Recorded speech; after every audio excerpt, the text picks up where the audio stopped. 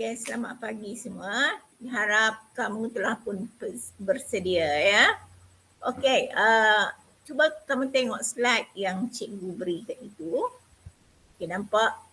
Boleh tak kamu kenal apakah nama-nama bandar berdasarkan daripada bangunan-bangunan yang terdapat di situ? Okey, kita tengok satu-satu. Okey, ini ada kamu nampak apa tu? Itu adalah Menara Kuala Lumpur. Jadi Kuala Lumpur lah KL. Bandar KL. Okey, yang ini kamu tengok ada kuil dan sebagainya. Ini adalah di negeri Thai, Bangkok, Thailand ya. Okey, yang ini kalau kamu tengok filem mesti ada di gambar ini. Ini adalah dekat Amerika Syarikat. Okey, yang ini gambar ini. Cikgu bagi cari gambar-gambar yang macam ni lah. Okey, ini adalah di negara China. Okey, ini adalah di London. Okey, yang ini di Rusia. Okey, yang ini cikgu ambil gambar ini ya, tapi sebab ini adalah Jepun. Tapi dia terlalu banyak gambar. Biasanya kalau Jepun mereka akan gambar bunga sakura kan, gunung salji kan. Okey, apa kita nak kaitkan dengan kita punya tajuk hari ini? Itu tajuk sebelum kita beri tajuk itu kenapa wujudnya bila kita sebut gambar-gambar tadi, kita nak kait dengan wujudnya hubungan antarabangsa antara Malaysia dengan negara-negara tersebut. Ini kita tengok sepintas selalu kan kita bincangkan untuk mendapat barangan atau perkhidmatan yang tidak mampu dikeluarkan oleh negara sendiri kan. Meluaskan pasaran atau industri penempatan, memenuhi cita rasa keperluan pengguna, meningkatkan peluang pekerjaan atau elakkan pengangguran, mengeluarkan khusus cekak atau mahir, meningkatkan hubungan baik, ekonomi atau dan macam-macam lagi lah. Ini hanya untuk pengenalan sahaja. Jadi untuk kelas kita hari ini, kita sambung balik iaitu pendidikan moral bidang 7, bidang 12 dan kelas yang ke-3. Dengan tajuk Malaysia dalam hubungan antara bangsa. Itu tadi yang saya kaitkan dengan gambar yang gambar tadi. Jadi kalau kamu diberi ruang dan peluang, jika ada kesempatan di setengah masa sihat, pergilah melancong ataupun bekerja di luar negara ke, belajar di luar negara juga untuk mencari pengalaman dan seterusnya mencari ilmu. Okey, kita sambung balik Malaysia dalam hubungan antara bangsa. Jadi standard pelajaran kita sepatutnya kamu telah pun tahu berkaitan dengan standard 1 dan standard 3 iaitu memberi maksud hubungan antara bangsa, menjelaskan hubungan dua hala antara Malaysia dengan negara luar, menghuraikan kepentingan mengekalkan hubungan Malaysia dengan negara luar. Okey ya. Jadi kita hari ini kita tengok mencerahkan cabaran negara dalam mengekalkan hubungan antarabangsa. Kemudian kita cuba ekspresi perasaan apabila melibatkan diri dalam usaha mengekalkan hubungan antarabangsa. Kemudian mengamalkan kerjasama untuk mengekalkan hubungan antarabangsa. Okey, kita tengok sepintas selalu dahulu apa yang telah kamu pelajari dalam kelas pertama dan kedua. Kita ulang sikit ya. Okey, maksud hubungan dua hala. Apa dia? Pertalian dan interaksi antara negara di dunia. Antara negara di dunia lah maksudnya tadi macam Malaysia dengan Thailand, Malaysia dengan Amerika Syarikat, Malaysia dengan China kan. Kemudian pertalian dengan integrasi antara negara dan organisasi antara bangsa. Okey, Syarikat International Malaysia membuat perjanjian atau kerjasama dengan Syarikat International Negara China kan, dia untuk untuk memudahkan ya kita menjalankan aktiviti ya. Kemudian pertalian dan interaksi antara negara dengan syarikat multinasional. Syarikat A bekerjasama dengan syarikat B di negara A di Malaysia, bekerjasama dengan syarikat B di Singapura. Contoh syarikat A membekalkan sayur-sayuran. Syarikat B membeli sayur-sayuran daripada Malaysia kan. Pertalian dan integrasi antara negara dan pertubuhan bukan kerajaan. Okey, katakan bantuan kemanusiaan di negara yang terdapat bencana. Okay, apa ni NGO ni negara di sana akan memanggil NGO yang terdapat di Malaysia untuk membantu mereka kan. Ikut tu adalah contoh hubungan hubungan dua hala. Okey. Kita masih tengok ya. Apakah jenis hubungan antarabangsa ni? Hubungan dua hala, hubungan pelbagai hala. Hubungan dua hala dan hubungan pelbagai hala. Okey, hubungan dua hala contohnya antara Malaysia dengan Indonesia, antara Malaysia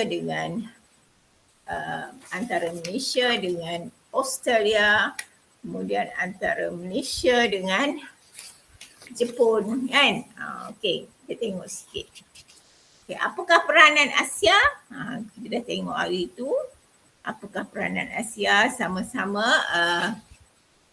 meningkatkan kerjasama dari segi ekonomi, dari segi pelaburan dan sebagainya. Membantu dalam kerjasama import ekspor kan. Jadi kamu tengok balik YouTube dalam unit 1. Kita buat secara sepintas selalu juga. Kemudian apakah dia peranan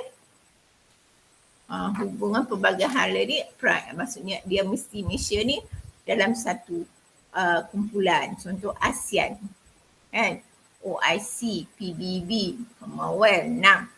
Apakah peranan ASEAN ni? Itu ASEAN ni. Yang dua hala tadi tak semestinya dia masuk dalam ASEAN tau. Dua hala ni dia satu hala sahaja. Yang ASEAN ni bila dia gabung, maksudnya Malaysia dengan Indonesia dengan China bergabung jalin sekali. Tapi yang sehala ni antara dua negara ya. Okey. ASEAN ni tadi apa ni contoh bila kita ada sukan ASEAN, maksudnya bergabung, kita ada perjanjian ekonomi melibatkan semua negara.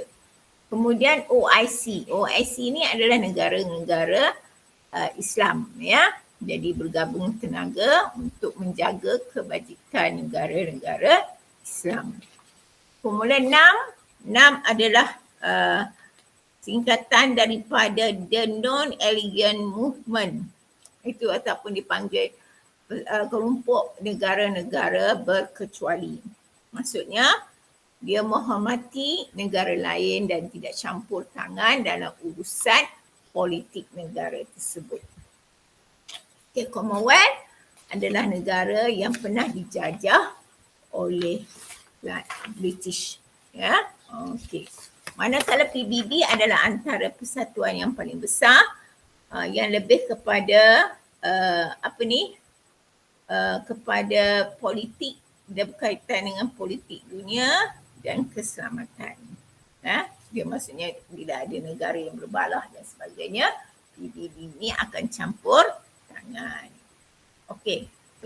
Yang kelas yang kedua pula, kita membincangkan hubungan dua hala antara Malaysia dengan negara lain dengan apa dia kepentingan negara ini. Kepentingannya dari segi politik, keselamatan, ekonomi dan sosial.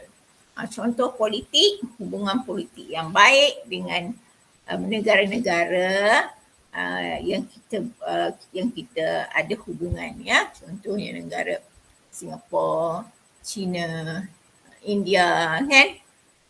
Kemudian kita memantau perkembangan politik negara asing dan apakah kesannya pada negara kita.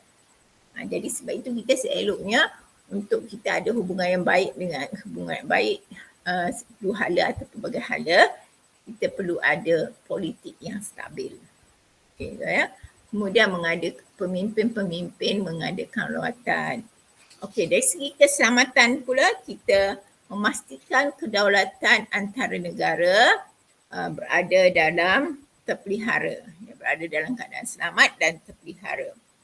Okey, jadi memastikan setiap negara menjalankan tanggungjawab masing-masing. Okey, kata kita dah ada perjanjian keselamatan. Jadi contohnya pengairan Malaysia kita yang jaga, pengairan Indonesia yang jaga, manakala pengairan antarabangsa kita sama-sama jaga. Dan kemudian memastikan hak asasi manusia terjaga.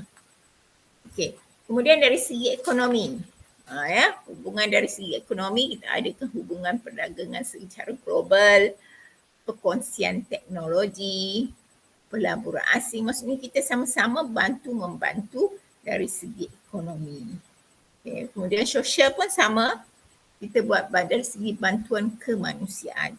Jika ada masalah, negara A ada masalah, dengan negara kita ditimpa bencana, jadi kita yang terkini kita tengok pemberian vaksin kepada rakyat negara kita. Jadi banyak negara telah memberi bantuan membekalkan vaksin kepada kita agar lebih ramai rakyat Malaysia dapat divaksinkan.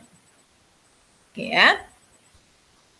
Kemudian kita juga telah belajar berkaitan dengan kepentingan kita mengekalkan hubungan antara Malaysia dengan negara luar.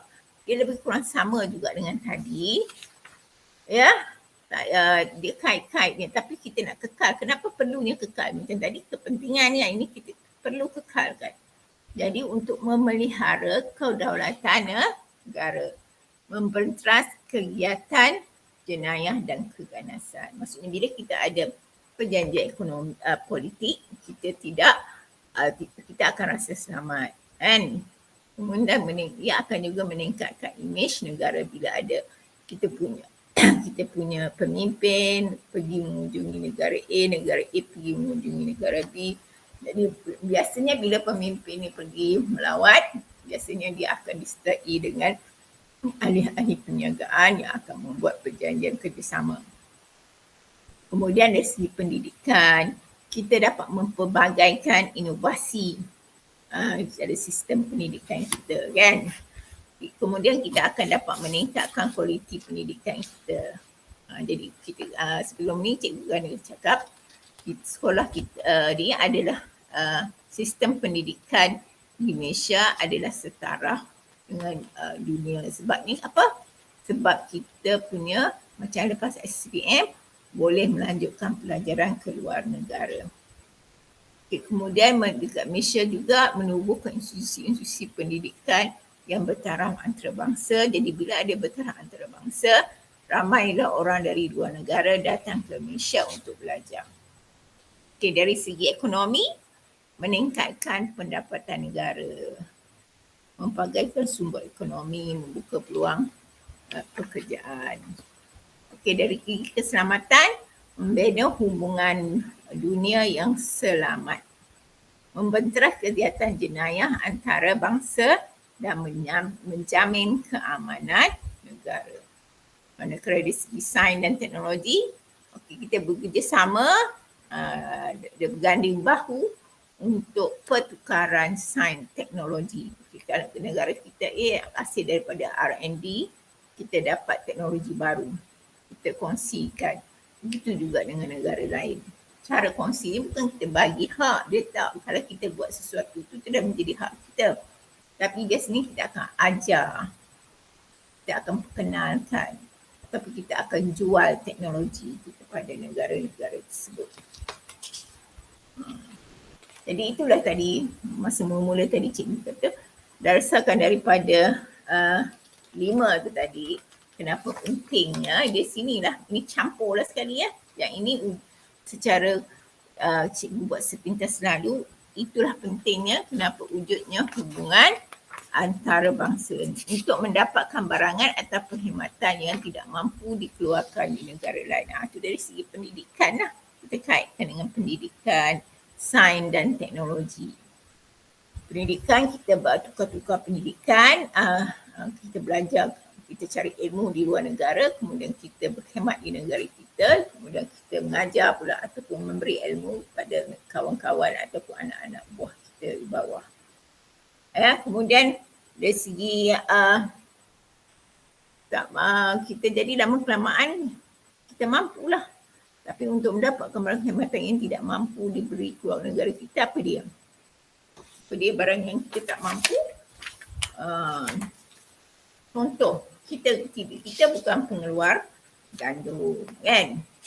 Jadi kita terpaksa ambil import gandum dari luar negara. Kemudian meluaskan pasaran atau tempatan. Kita dah menghasilkan barangan, kita perlu pasaran lah. Kalau kita tak ada pasaran, macam mana kita nak kemajukan kita punya industri? Kemudian memenuhi cita rasa atau keperluan pengguna. Ada setengah pengguna dia suka cari benda ni, tapi negara kita tak mampu nak menghasilkannya. Ataupun kita bertukar contoh, restoran McDonald, KFC. Dia adalah idea daripada negara luar. Dan asalnya negara luar, disebabkan kita nak memenuhi cita rasa pengguna, mereka bawa ke Malaysia, mereka ubah suai menjadi cita rasa Malaysia dan campurlah kalau yang original lah, kalau kamu tengok ada original resipi dan sebagainya, kan. Okey, jadi bila mereka hantar macam KFC, McDonald tu dah ada kat Malaysia, apa akan jadi? Bukannya orang luar negara yang akan datang, kan. Jadi dia akan memberi ruang pelaburan kepada pelabur-pelabur di Malaysia, kemudian meningkatkan peluang pekerjaan, jadi sekaligus akan mengurangkan pengangguran. Kemudian pekerja-pekerja juga akan diberi kemahiran. Bila dah bekerja lama-lama, dia akan jadi mahir cakap, kan. Kemudian hubungan antarabangsa juga akan meningkatkan hubungan baik. Bila kita ada berkaitan hubungan kita win-win situation, kan. Hubungan baik lah. Hubungan baik dari segi ekonomi, hubungan baik dari segi politik, kan. Dan akhir sekali, ekonomi akan meningkat. Okey, itu secara sepintas lalu. Okey, kita pergi kepada untuk hari ini, cabaran negara dalam mengekalkan hubungan antarabangsa. Okey, apa cabarannya? Perbezaan agama. Setiap agama kita ni berbeza-beza, negara lain berbeza negara lain. Ada yang berbagai agama. Kemudian perbezaan ideologi. Kepelbagaian budaya dan bahasa. Kedudukan geografi sesebuah negara. Kejatuhan nilai mata wang negara. Okay, ini cabarannya dalam kita nak mengekalkan hubungan antarabangsa ini. Banyak cabarannya, ya. Okey, kita tengok satu-satu. Okey, perbezaan agama. Okey, di setiap negara ada yang agama yang terbesarnya adalah Islam. Ada setengah negara Kristian, Hindu, Buddha, agama tradisional, Sikh. Okey, kamu boleh tengok Islam dekat Arab. Biasanya setengah di Arab Saudi, Indonesia, Malaysia, ada Brunei adalah negara Islam. Kristian biasanya di luar negara, di London, di US, Hindu di India, Buddha Thailand, agama tradisional Cina, Sikh pun dekat Indonesia, dekat India, ya. Jadi bila agama berbeza, dia juga akan mempengaruhi cara hidup seseorang. Cara makan, cara berpakaian. Jadi benda-benda makan, pakaian yang basic-basic tu juga adalah perlu. Kadang-kadang ada benda yang kita perlu beli dari luar negara. Contoh katakan Malaysia, makanan, sumber makanannya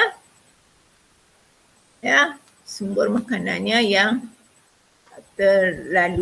yang perlu diambil dari luar negara. Tak cukup, kita masih tak cukup lagi.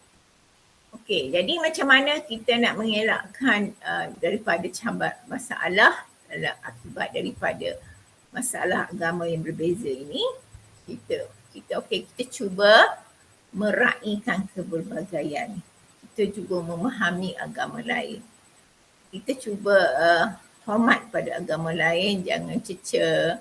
Jadi jangan cecah, jangan merendah-rendahkan mereka, kan. Itu dia mereka punya pendirian. Bila kita, biasanya agama ni adalah sensitif. Bila kita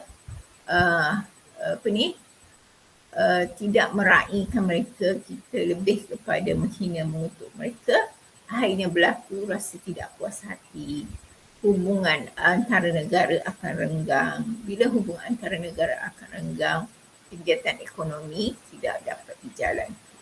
Hubungan sosial tak dapat dijalankan. Kan? Jadi cara yang terbaik, kita semua perlu amalkan nilai toleransi. Maksudnya toleransi berbaik-baik antara satu sama lain, kebebasan. Kita perlu, setiap orang punya kebebasan untuk beragama, hormat atas pendirian orang lain dan bersikap rasional. Maksudnya kita fikir dulu sebelum kita mengeluarkan kata-kata. Okey, kemudian dari segi perbezaan ideologi. Okey, apa itu ideologi? Ideologi ini adalah cara berfikir atau prinsip seseorang ataupun pemimpin atau negara. Ini contoh-contoh ideologi lah. Setiap negara ada berbeza-beza ideologi. Kapitalis, Pancasila dekat Indonesia, komunis dekat China, nasionalisme, liberalisme, sosialisme. Itu pun saya pun tak pasti Malaysia ni. Malaysia ni nasionalisme, betul kan? Okey. Jadi kita sama juga tadi, kita juga perlu bersikap rasional.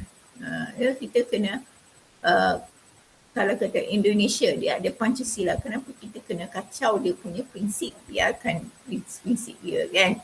Itu adalah cara untuk kita mengelakkan hubungan antara negara terjejas. Okey, jadi cara yang paling senang, setiap negara hendaklah bersikap berkecuali dari segi politik. Kan? Kita biasanya kalau berpolitik memang kita berkecuali, cuma kadang-kadang bila ada perperangan dan sebagainya, kita hanya sebagai orang tengah. Okey, jadi caranya setiap hari kita perlu mengamalkan nilai patriotisme, toleransi, kebebasan, hormat dan rasional. Jadi bila kita dah tahu ideologinya macam tu, jadi janganlah kita mempertikaikan, ya. Biar mereka, sebab kepercayaan seorang ni berbeza, jadi bila kita mempertikaikan boleh mungkin akan menyebabkan pergaduhan. Okay, ya. Cabaran negara dalam mengekang hubungan antarabangsa, kepelbagaian budaya dan bahasa. Okay. Budaya mengikut kaum dan agama. Itu tadi kita dah tahu kepelbagaian agama.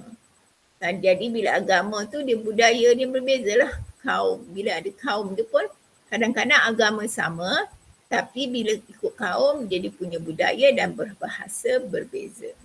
Okay, contoh cara perkahwinan, perayaan keagamaan, cara berpakaian, ya.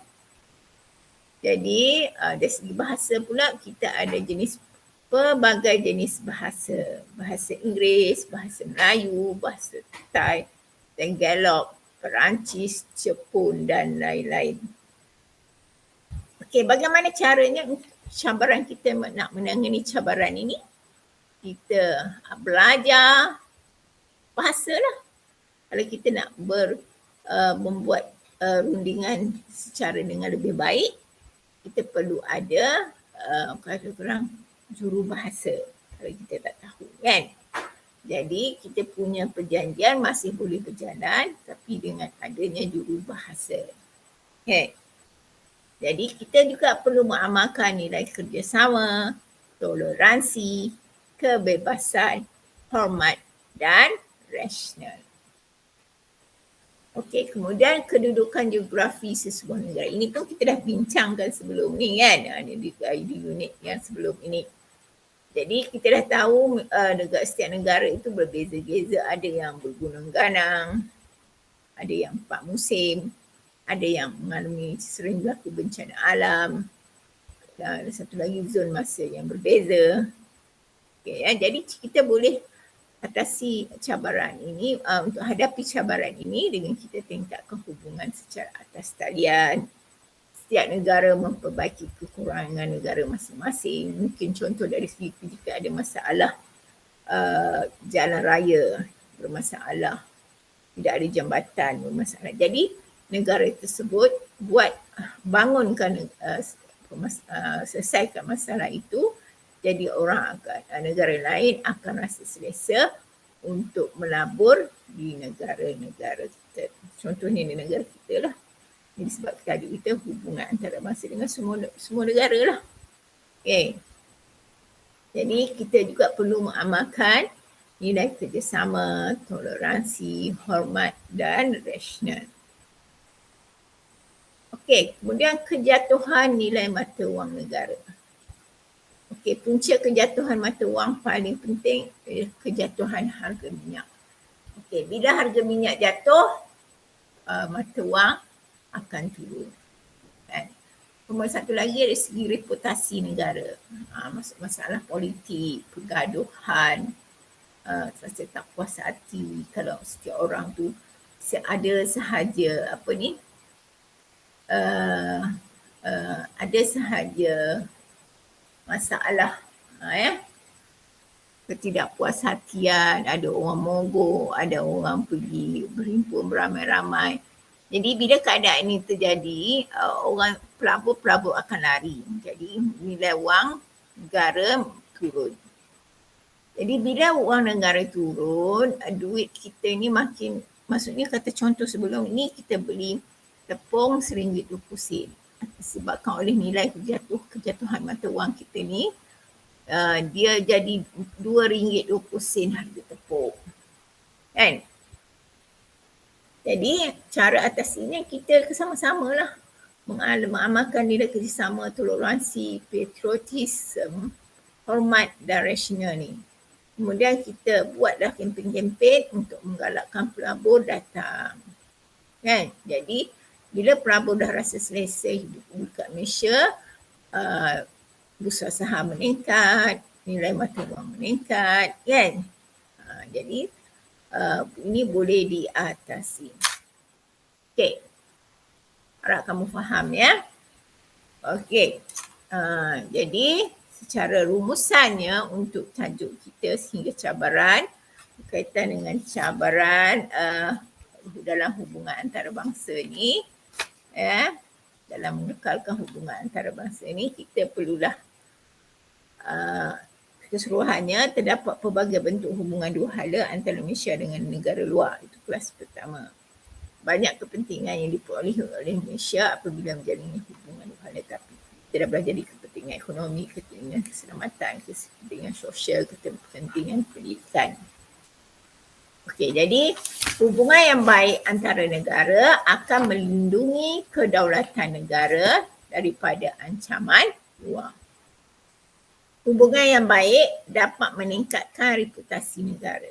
Okey, bila reputasi negara meningkat, orang rasa selamat datang ke Malaysia, jadi pelabur-pelabur melabur di Malaysia dan akhirnya reputasi negara meningkat, jadi bursa saham meningkat, mata wang akan meningkat. Kemudian kerjasama antara negara dapat ditingkatkan. Seterusnya kemakmuran negara dapat dikekalkan. Okey. Jadi, apakah tindakan kita sebagai rakyat Malaysia? Meningkatkan reputasi yang baik dalam hubungan antara bangsa. Berusaha keras, terus mengekalkan demi kepentingan negara dan kemakmuran sejagat. Okey ya. Jadi tindakan kita ni pun contoh ya, bila kita melibatkan diri dengan orang yang bukan dari negara kita, kita bersikap baik. Itu juga bila kita bersikap dengan baik dengan orang Malaysia, bila sesama dengan kita pun kita berada hubungan yang baik, tidak jadi berlakulah keharmonian antara rakyat. Tak semestinya hubungan antara bangsa saja ya. Bila negara harmoni, ekonomi akan meningkat, pelabur akan datang, kan? Jadi negara berada dalam kemakmuran dan kita punya mata wang akan meningkat, bursa saham meningkat, kan? Jadi orang ramai suka melancong ke Malaysia. Jadi itu pentingnya. Jadi kita rakyat Malaysia perlulah memainkan peranan untuk menjadi seorang Malaysia yang memainkan peranan, kita perlulah amalkan nilai-nilai ini. Hormat, tanggungjawab, keberanian, kerjasama, berterima kasih, patriotisme. Ingat lagi ya. Jadi apa sebenarnya nilai-nilai yang terdapat dalam moral tingkat 5 ini adalah amat sesuai untuk menjadikan kita sebagai rakyat yang baik. Dan seterusnya mengharumkan nama negara kita di pesada dunia dan seterusnya meningkatkan reputasi negara dan akhirnya orang ramai akan datang ke Malaysia untuk buat pelaburan, membuat buat pelaburan tu, saham, membina kilang dan sebagainya. Ya, cikgu harap kamu faham dan cikgu harap kamu semua dah ambil kertas peperiksaan. Kamu jawab dalam masa sendiri. Okey, cikgu benarkan kamu jawab dalam masa sendiri. Bila dah siap, kamu hantar semula di kotak kiriman kasih tersebut. Okey, jadi untuk kelas yang akan datang, kita cuba bagi pengayaan dan pengukuhan. Okey, jadi sebelum selesai, kamu tengok ni ya. Hubungan antarabangsa yang baik akan meletakkan nama Malaysia unggul di mata dunia. Jadi marilah kita sama-sama menjadi rakyat Malaysia yang hebat. Okey, sekian saja dari cikgu. Terima kasih.